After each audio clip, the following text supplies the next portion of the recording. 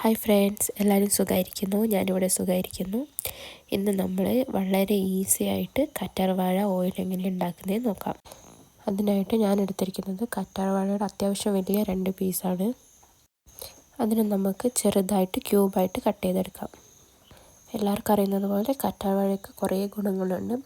നമ്മൾ ഫേസിലായാലും അല്ലാതെ ഇതിൻ്റെ ഓയിലാക്കാതെ ജെല്ല് മാത്രം എടുത്ത് അപ്ലൈ ചെയ്താലൊക്കെ വളരെ നല്ലതാണ്. വെള്ളമൊന്നും ചേർക്കാതെ നമുക്കിത് നന്നായിട്ടൊന്ന് ബ്ലെൻഡ് ചെയ്തെടുക്കാം. ഈ ഒരു ടൈമിൽ വേണമെങ്കിൽ ഇതിലേക്ക് കറിവേപ്പില, ഉലുവയൊക്കെ അപ്ലൈ ചെയ്യാം. ഇതിലൊന്നും ചെയ്തിട്ടില്ല. ഇപ്പോൾ നമ്മൾ ഈ ഒരു കൺസിസ്റ്റൻസിയിൽ നന്നായിട്ട് അരച്ചെടുത്തിട്ടുണ്ട്. നമ്മുടെ ഏത് ചട്ടിയിലാണോ ഇത് കാച്ചാൻ ഉദ്ദേശിക്കുന്നത് ആ ചട്ടിയിലേക്ക് കറ്റാർവാഴയും കോക്കനട്ട് ഓയിൽ ഒഴിച്ച് നന്നായിട്ടൊന്ന് മിക്സ് ചെയ്ത് കൊടുക്കാം. അതിനുശേഷം മാത്രമേ നമ്മൾ ഫ്ലെയിം ഓൺ ചെയ്യാൻ പാടുള്ളൂ. പിന്നെ നമ്മളിത് കാണുന്നത് പോലെ നന്നായിട്ട് മിക്സ് ചെയ്ത് ഇളക്കി കൊടുക്കുക കേട്ടോ. ഫ്ലെയിം മീഡിയത്തിലിട്ടിട്ട് വേണം ഇത് ചെയ്യാൻ. സിമ്മിലും മീഡിയത്തിലിട്ടിട്ടും ചെയ്യണം. ഹൈ സ്പീഡിലിട്ടിട്ട് ചെയ്യരുത്, ഇത് കരിഞ്ഞു പോകും. ഓരോ ടൈം കഴിയുമ്പോൾ നമുക്കിങ്ങനെ ഇത് മാറി വരുന്നത് കാണാൻ പറ്റും. ഇത് റെഡിയായെന്ന് എങ്ങനെയാണ് മനസ്സിലാകുന്നത് വെച്ചാൽ, ഈ ആലുവേരയില്ലേ നമ്മൾ ചേർത്ത്, അത് നന്നായി ഫ്രൈ ആയിട്ട് താഴെ പോവും. എണ്ണ നന്നായി തെളിഞ്ഞ് മേലെ വന്ന് നിൽക്കും.